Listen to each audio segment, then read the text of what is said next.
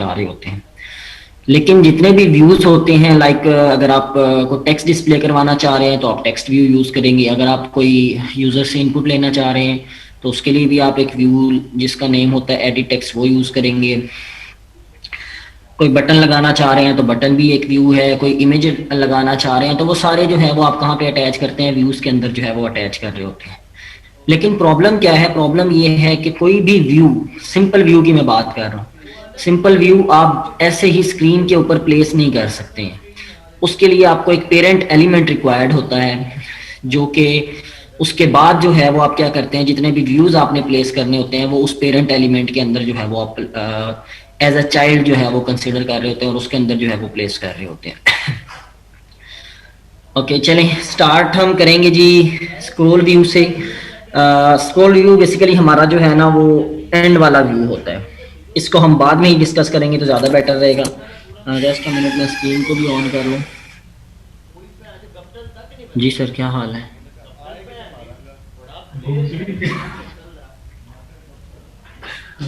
कोई सर बुला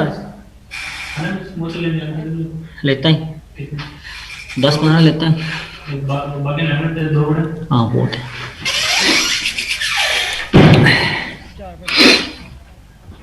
ओके तब तक मशीन ऑन होती है जी, देखते हैं जी। ओके वो जो पेरेंट एलिमेंट मैंने आपको बताया कि पेरेंट एलिमेंट के अंदर रहते हुए आप जो है वो कोई भी व्यू अटैच करते हैं, उस पेरेंट एलिमेंट को हम एक स्पेसिफिक नेम देते हैं। एक्चुअली होता वो भी व्यू ही है, लेकिन वो एक स्पेसिफिक टाइप का व्यू होता है जो कि as a parent element exist कर रहा होता है। उसको हम बोलते हैं व्यू ग्रुप। और दूसरी टर्म्स में, हम सिंपल टर्म्स में ये भी कह लेते हैं लेआउट्स। तो हम उनको दो नेम्स दे सकते हैं, या हम व्यू ग्रुप कहते हैं या हम जो है वो उसको लेआउट कंसिडर कर रहे होते हैं। तो डिफरेंट टाइप के आपके पास लेआउट जो है वो एग्जिस्ट कर रहे होते हैं जी। सबसे पहला जो लेआउट हम यहाँ पे स्टडी करने लगे हैं वो है जी कॉन्स्टेंट लेआउट। चल जा भाई।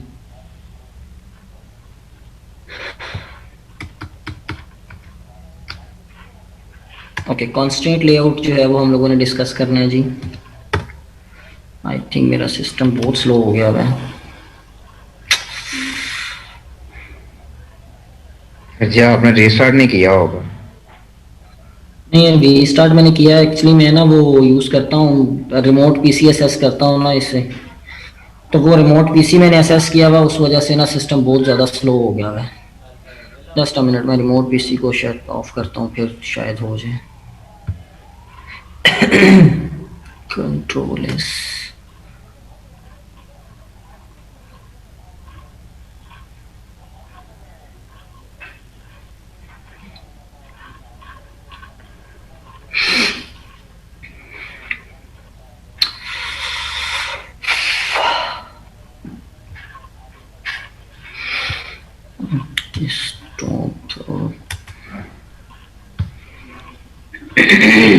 ओके अब सही है। ओके जी हम बात कर रहे थे कि हम सब स्टार्ट किससे करेंगे, कॉन्स्टेंट लेआउट से स्टार्ट करते हैं जी। ओके जब भी आपने किसी भी लेआउट को यूज करना होता है तो उसके लिए एक स्पेसिफिक जो है वो टैग नेम यूज करते हैं, जो कि डिनोट करता है कि कहाँ से उसकी स्टार्टिंग हो रही है और कहाँ पे उसकी जो है वो क्लोजिंग हो रही है। तो सबसे पहले हमने कॉन्स्टेंट लेआउट को स्टडी करना है जी। कॉन्स्टेंट लेआउट क्या करता है कि कॉन्स्टेंट लेआउट के अंदर आप जितने भी व्यूज प्लेस करते हैं ना, वो व्यूज क्या हो जाते हैं, उन व्यूज के ऊपर आप कोई भी स्पेसिफिक टाइप का कॉन्स्टेंट अप्लाई कर सकते हैं। लाइक उसकी जो लोकेशन है, उसकी जो कह सकते हैं कि पोजीशन है, वो आप स्पेसिफाई कर सकते हैं कि उसने पेरेंट के हिसाब से किस पोजीशन के ऊपर, किस स्पेसिफिक लोकेशन के ऊपर जाके जो है वो एडजस्ट होना है। लाइक फॉर एग्जांपल मैं यहाँ पे ये कर रहा हूँ कि अच्छा ओके ठीक है, मैं यहाँ पे क्या कर रहा हूँ, एक बटन प्लेस कर रहा हूँ। मैं यहाँ से खुद से राइट अप नहीं करता। एक चीज़ मैं आपको बता दूं कि एंड्रॉइड के अंदर, एंड्रॉइड स्टूडियो के अंदर आपको ये सपोर्ट प्रोवाइड की जाती है। आप दो तरह से व्यूज को प्लेस कर सकते हैं। एक तो मैनुअली कोड राइट अप करके भी किसी भी व्यू को अटैच कर सकते हैं। दूसरी चीज़ अगर डिज़ाइन व्यू में जाएं आप, तो यहाँ पे आपके पास एक पैलेट शो हो रहा है। पैलेट के अंदर जितने भी बेसिक टाइप के व्यूज होते हैं वो सारे यहाँ पे शो हो रहे होते हैं। इनमें से किसी को भी जो है वो आप क्या कर सकते हैं, यहाँ से ड्रैग एंड ड्रॉप करके भी जो है वो आप यहाँ पे अप्लाई कर सकते होते हैं। तो हम फिलहाल यहाँ पे से ड्रैग एंड ड्रॉप को ही स्टडी कर रहे हैं जी। मैंने बटन को ड्रैग किया और इस जो वाइट स्क्रीन मेरे पास शो हो रही है, मैंने इसके ऊपर यहाँ पे आके बटन जो है वो प्लेस कर दिया है जी। ठीक हो गया जी। ओके ये बटन आपको शो होने लग गया। मैं इसको दोबारा स्प्लिट मोड के अंदर जाता हूँ जी। क्या इशू है यार। ओके, ये देखें तो मैंने अभी क्या कहा है कि आप किसी भी व्यू के ऊपर जो है वो क्या कर सकते हैं, कोई भी स्पेसिफिक टाइप का कॉन्स्टेंट जो है वो अप्लाई कर सकते हैं। तो आप अगर देखिए अभी हमने एक बटन प्लेस किया है और बटन के ऊपर चारों साइड पे कुछ एंकर पॉइंट्स बने हुए हैं। ये एंकर पॉइंट्स किस लिए होते हैं? ये बेसिकली उसकी पोजीशन एडजस्टमेंट के लिए होते हैं कि आप इन पॉइंट्स के ऊपर कोई एट्रीब्यूट लगाना चाहें या कोई कॉन्स्टेंट लगाना चाहें तो वो जो है वो यहाँ पे बता सकते हैं। लाइक अभी आपने क्या यूज किया है अभी इसकी पोजीशनिंग आपने सेट की हुई है कि एक्स डायरेक्शन के अंदर, आपको ये तो पता होगा क्या इसको बोलते हैं, एक्स एक्सिस और वाई एक्सिस का तो आइडिया होगा। तो अभी इस बटन की आपने जो लोकेशन सेट की हुई है वो क्या लोकेशन सेट की हुई है कि एक्स डायरेक्शन के अंदर 118 dB जो है वो मूव करना है, जबकि टूल्स दूसरे के अंदर जो वाई डायरेक्शन के अंदर आपने कितना मूव करना है, 204 डेसिबल पॉइंट जो है वो आपने मूव करना है। मीन यहाँ से ये इस अगर ये वाला डिस्टेंस देखें तो ये कितना है, 118 dp है, और ये वाला डिस्टेंस देखें तो ये कितना है, 204 dp है। तो अभी तक सिर्फ इस लिहाज से आपने इसकी जो पोजीशन है वो एडजस्ट की हुई है। अब ये जो एंकर पॉइंट्स आपको शो हो रहे हैं, इनके ऊपर आप स्पेसिफिक टाइप के कॉन्स्टेंट भी अप्लाई कर सकते हैं। लाइक मैंने क्या किया जी, इस बटन के ऊपर ये जो एंकर पॉइंट शो हो रहा है इसके ऊपर क्लिक किया है और क्लिक करके ड्रैग करके इसको जो है वो यहाँ पे अप्लाई कर दिया है। अब मैंने क्या कहा है, मैंने इस बटन के ऊपर, इस व्यू के ऊपर एक कॉन्स्टेंट अप्लाई कर दिया है कि मैं इस कॉन्स्टेंट को क्या करना चाह रहा हूँ इसके एंड ऑफ के ऊपर जो है वो अटैच करना चाह रहा हूँ। मीन मैंने इसको राइट अलाइन जो है वो कर दिया हुआ है। राइट अलाइन का क्या मतलब है कि उस व्यू को उस पेरेंट के हिसाब से क्या कर दिया मैंने यहाँ पे, राइट अलाइनमेंट जो है वो अप्लाई कर दिया। फॉर एग्जांपल मैं इसको क्या करता हूँ जी, लेफ्ट अलाइनमेंट भी अप्लाई कर देता हूँ। लेफ्ट से पकड़ा और उसको लेफ्ट से भी जो है वो अलाइनमेंट कर दिया। तो यहाँ पे आप दो प्रॉपर्टीज मैंने और ऐड कर दी है। एक प्रॉपर्टी क्या अप्लाई की है जी कि आपने उसको एंड ऑफ से भी जो है वो पेरेंट के हिसाब से अलाइन कर दिया और स्टार्ट ऑफ से भी जो है वो पेरेंट के हिसाब से जो है वो अलाइन कर दिया है। ठीक है जी। अभी हमने इसको टॉप और बॉटम से नहीं किया, तो मैं फॉर एग्जांपल इसको टॉप से भी पकड़ता हूँ जी, टॉप से पकड़ के मैंने इसको टॉप पे अलाइन कर दिया है। तो साथ साथ आप कोडिंग पॉइंट ऑफ व्यू में देखें तो कोडिंग पॉइंट ऑफ व्यू में भी क्या हो रहा है, बेसिकली वो साथ साथ उसका कोड जो है वो खुद से ही जो है वो राइट अप होता जा रहा है। तो यहाँ पे तीन प्रॉपर्टीज आ गई हैं। एक कौन सी प्रॉपर्टी, एंड ऑफ पेरेंट, ठीक हो गया। दूसरी कौन सी प्रॉपर्टी है, start of parent. End of का मतलब ये है, ये वाला। स्टार्ट ऑफ का मतलब ये वाली साइड, और टॉप ऑफ का मतलब ये ऊपर जो हमें कुछ भी नजर नहीं आ रहा। अब फॉर एग्जांपल मैं यहाँ पे उधर से नहीं करता, मैं क्या करता हूँ, इसी को कॉपी करता हूँ जी। फॉर एग्जांपल इस वाली स्टेटमेंट को कॉपी करता हूँ, कंट्रोल सी, और यहीं पे मैं इसको पेस्ट कर देता हूँ। और पेस्ट करने के बाद मैं टॉप ऑफ की जगह बॉटम ऑफ कर देता हूँ, या क्या उसको बोलते हैं, चले अगर हमें ऐसे भी नहीं समझ आता, कंट्रोल स्पेस प्रेस करें वो आपको खुद ही जो है वो हिंट दे देता है।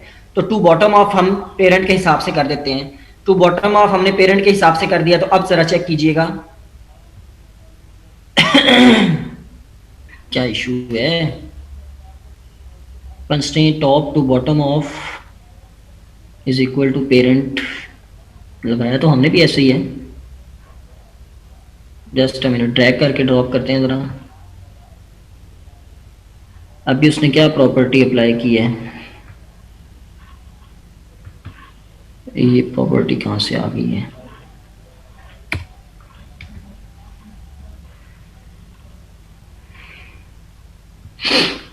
जस्ट अ मिनट, कंट्रोल जी करते हैं जी, दोबारा से करके देखते हैं। हमने भी वही प्रॉपर्टी अप्लाई क्यों नहीं हुई है। यहां तक चल रहा था पहले। हम फॉर एग्जांपल इसको यहां से ड्रैग करते हैं और नीचे ड्रॉप करते हैं, तो उसने क्या किया है, ओके वही प्रॉपर्टी अप्लाई की है बॉटम ऑफ पेरेंट, लेकिन उसने वो प्रॉपर्टी अप्लाई कहां पे किया, उसका ऑर्डर चेंज कर दिया। हम उसको एंड के ऊपर लेके जा रहे थे, उसने उसको क्या कर दिया है, बिल्कुल जो है वो टॉप के ऊपर प्लेस किया। तो वही प्रॉपर्टी जो है उसी तरह से परफॉर्म कर रही है। तो बेसिक कहने का मतलब क्या है कि आप कॉन्स्टेंट लेआउट को यूज करते हुए किसी भी स्पेसिफिक टाइप के ऊपर, किसी भी स्पेसिफिक व्यू के ऊपर या विजेट्स के ऊपर स्पेसिफिक टाइप के कॉन्स्टेंट जो है वो अप्लाई कर सकते हैं। मीन उसकी जो स्पेसिफिक पोजीशनिंग या लोकेशन जो है वो आप एडजस्टमेंट जो है वो आप वहां पे परफॉर्म कर सकते होते हैं।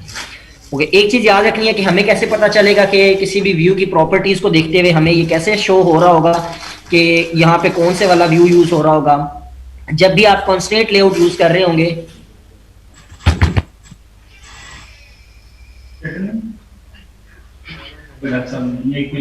अच्छा ठीक है, कि आप उसकी प्रॉपर्टीज के ऊपर अगर देखें तो प्रॉपर्टीज में हर प्रॉपर्टी के साथ क्या कीवर्ड यूज हुआ है, कॉन्स्टेंट का कीवर्ड जो है वो यूज हुआ है। तो कॉन्स्टेंट के कीवर्ड यूज होने का क्या मतलब है कि यहाँ पे आपने कॉन्स्टेंट लेआउट वाला जो व्यू ग्रुप है वो यहाँ पे जो है वो यूज किया।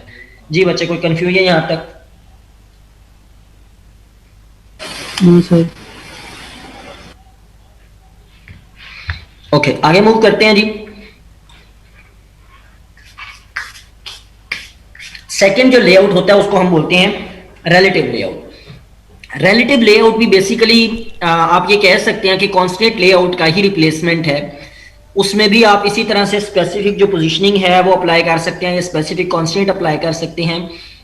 सिर्फ दोनों में डिफरेंस क्या है, एक तो जो पावर होती है वो आपके पास इसमें कांस्टेंट लेआउट में ज्यादा होती है, मीन इसके अंदर आप ज्यादा कांस्टेंट अप्लाई कर सकते हैं as compare to relative layout. दूसरी चीज, प्रॉपर्टीज वही अप्लाई होती हैं वहां पे भी। सिर्फ डिफरेंस क्या होता है, डिफरेंस सिर्फ ये होता है कि यहाँ पे जो प्रॉपर्टीज अप्लाई कर रहे हैं और